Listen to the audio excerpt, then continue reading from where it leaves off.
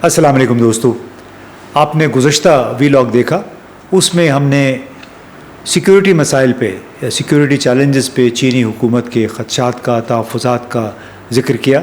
और ये भी एक सवाल उठाया कि क्या ये एक रफ्ता रफ्ता एक बयानिया डेवलप किया जा रहा है कि ताकि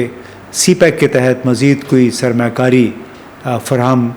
करने से गुरेज़ किया जाए। यानी कहा नहीं गया लेकिन वैसे हमारा ये तज़िया था। तो आपने ये भी सुना होगा कि अब मीनवाइल हमारे वज़ीर ख़ज़ाना औरंगज़ेब साहब और वज़ीर मनसूबाबंदी डॉक्टर एहसन इकबाल इस वक्त बीजिंग में हैं और बुनियादी तौर पे एहसन इकबाल साहब एक कॉन्फ्रेंस में शिरकत के लिए गए हैं बज़ाहिर, लेकिन वज़ीर ख़ज़ाना औरंगज़ेब साहब का दौरा चीन बुनियादी तौर पे उन कर्ज़ों पे नज़रसानी करवाना है जो पाकिस्तान के ज़िम्मे लग चुके हैं निजी सरमाकारी की कीमत में। कोई 21-22 अरब डॉलर हैं और इसके अलावा 10-12 अरब डॉलर का सरकारी कर्ज़ा भी है जो हमने चीन को वापस करना है। तो वज़ीर ख़ज़ाना के दौरे का मकसद है इन कर्ज़ों को रीप्रोफाइल या रीस्ट्रक्चर करवाना और उसका बुनियादी मतलब ये है कि आप कर्ज़ों की अदायगी पे फ़िलहाल इसरार न करें, ये हम मौख़र कर देते हैं। लेकिन कर्ज़े अगर हम मौख़र करेंगे तो उसका ये मतलब होगा कि 5 साल, अगर 5 साल तक हम अदायगी नहीं करते उन तमाम रुकूम की जो कि इस वक्त ड्यू हैं, जो निजी बिजली घरों में सरमाकारी हुई है, उसके अलावा कर्ज़े हैं, तो कोई 1.5 अरब डॉलर के बराबर इजाफ़ी सूद की मद में पाकिस्तान को देना पड़ेगा अगर ये कर्ज़े 5 साल के लिए मौख़र हो गए, जिसको डेट रीस्ट्रक्चरिंग या रीप्रोफाइलिंग भी कहते हैं। अब ये तो हो गया एक इशू कि देखते हैं कि चीनी हुकूमत इस पर आमादा होती है या नहीं, क्योंकि बहरहाल अगर वो 5 साल के लिए अदायगी मौख़र होती है तो उसका मतलब है कि उनको 1.5 अरब डॉलर इजाफ़ी मिलेगा। अब कुछ सवालात हैं जो आज हम उठा रहे हैं और इसका बुनियादी तौर पे ये सवालात उस वक्त उठे जब मैंने बीजिंग में और एक उरुमची में चंद लोगों से बातचीत की जो पाकिस्तान के बारे में मुतफक्र हैं, तशवीश में हैं और पाकिस्तान को बहुत अच्छा जानते भी हैं। तो अब बुनियादी तौर पे एक सवाल जो उठ रहा था उनकी गुफ्तगू से वो ये था कि क्या चाइना पाकिस्तान इकनॉमिक कॉरिडोर रुक गया है या इसके तहत मंसूबे सुस्त रवि का शिकार हैं? क्या CPEC के पहले फ़ेज़ के मुआहदे जो हुए थे उस दौरान जिन मंसूबों पर अमल दरामद हुआ वो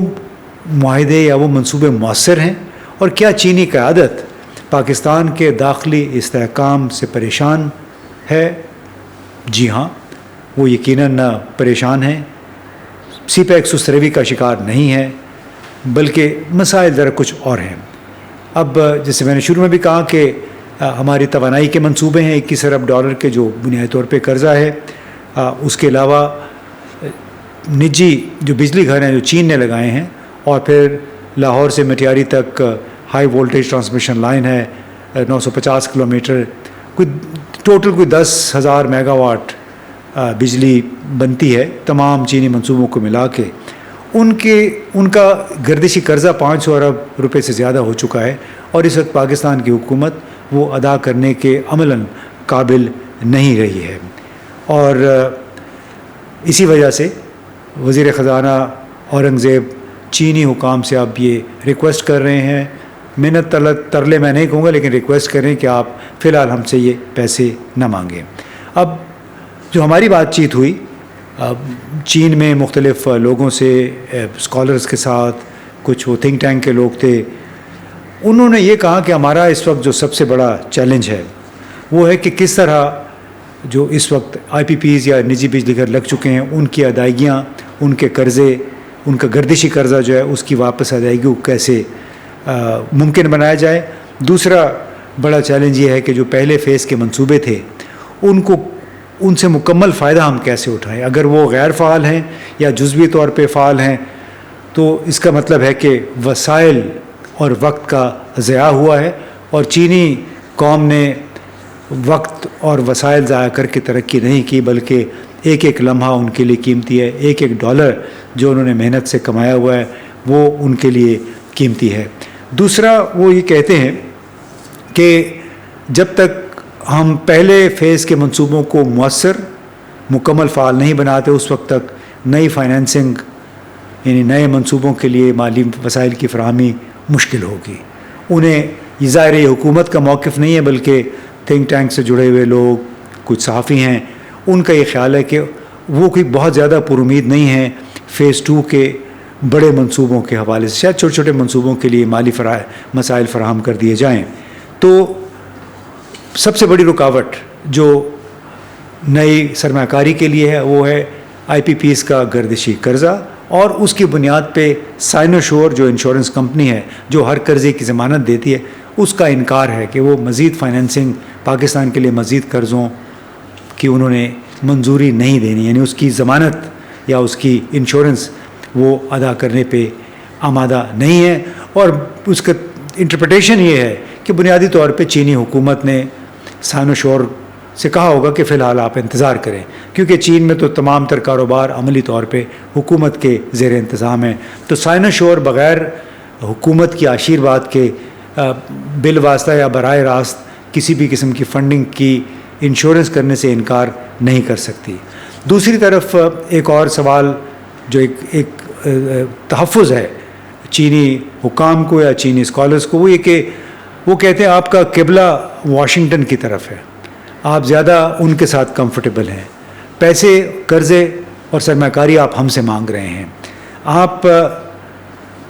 خود پہلے اگر تھوڑا سا کلیئر ہو جائے کہ آپ کس کے ساتھ ہیں، واشنگٹن کے ساتھ ہیں، بیجنگ کے ساتھ ہیں، یا پھر آپ درمیانی راستہ، کیونکہ وہ یہ نہیں کہتے کہ آپ واشنگٹن کے ساتھ امریکہ کے ساتھ تعلقات نہ رکھیں، بلکہ وہی کہتے ہیں کہ وہ تعلقات آپ ہمیں بیوقوف بنا کے استوار نہ کریں، پیسے ہمارے پاس ہیں بٹ وہ اس طرح سے ہم نہیں خرچ کر سکتے جس طرح کہ آپ نے اپنے ملک میں قرضوں کا انبار لگا دیا ہے، قرضے پہ قرضہ لے کے پوری ریاست اس وقت قرضوں پہ چل رہی ہے۔ اس کے ساتھ ایک اور دلچسپ بات جو سامنے آئی وہ یہ کہ پاکستان اس وقت 3 بڑے پلیئرز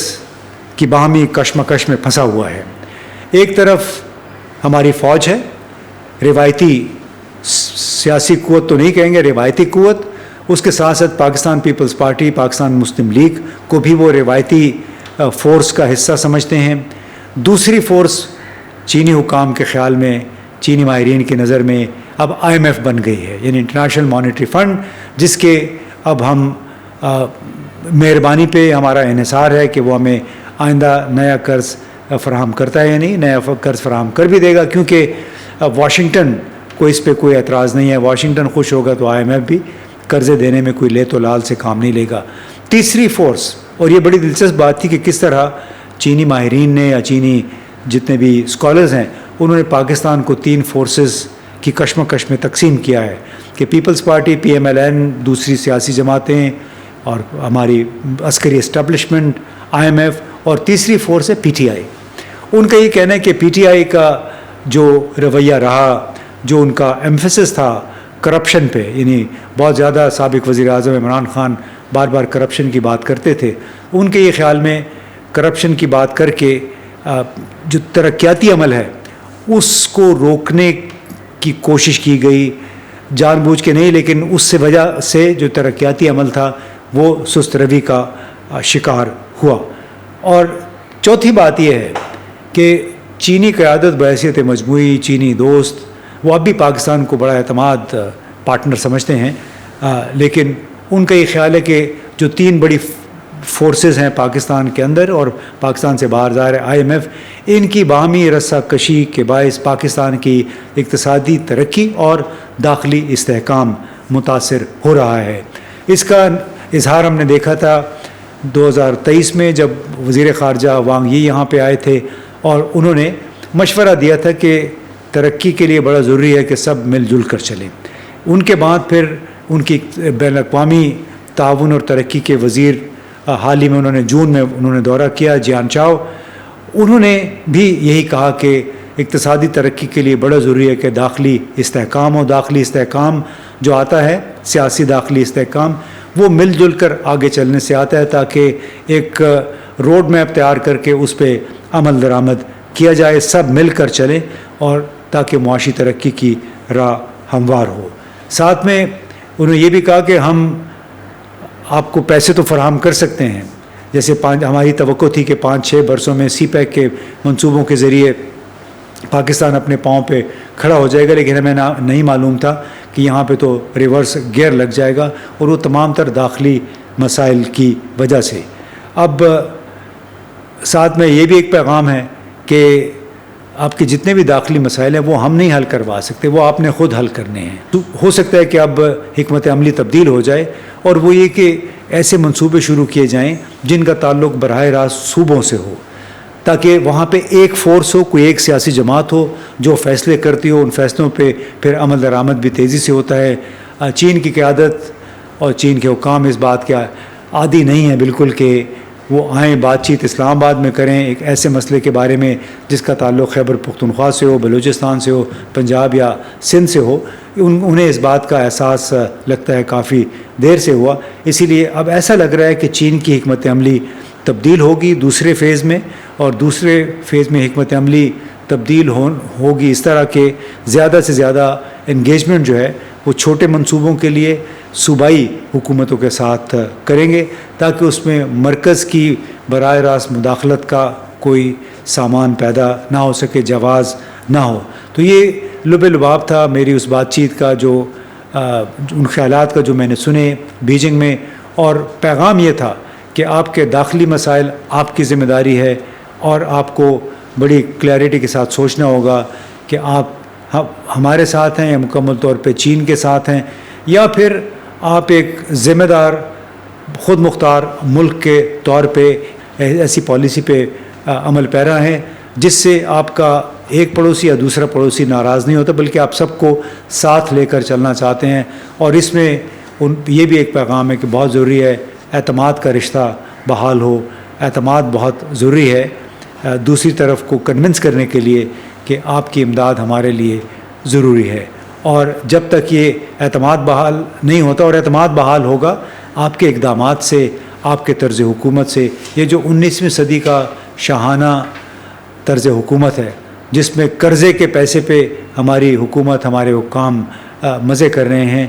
یہ کسی کو کنونس نہیں کرتا۔ چینی قیادت کو بھی یہ تمام باتیں معلوم ہے، لہٰذا بڑا ضروری ہے کہ جلد از جلد ہماری سیاسی قیادت، فوجی قیادت، ہماری بیوروکریسی ثمر کا احساس کر لے کہ اب جو مانگنے سے، قرضے مانگنے سے، بھیک مانگنے سے ہمارا مسئلہ حل ہونے والا نہیں ہے، جب تک باہر کے ممالک، چاہے وہ امریکہ ہے چاہے چین ہے، یہ نہ دیکھ لیں، کنونس نہ ہو جائیں کہ واقعی پاکستان میں اصلاحات کا عمل شروع ہو چکا ہے۔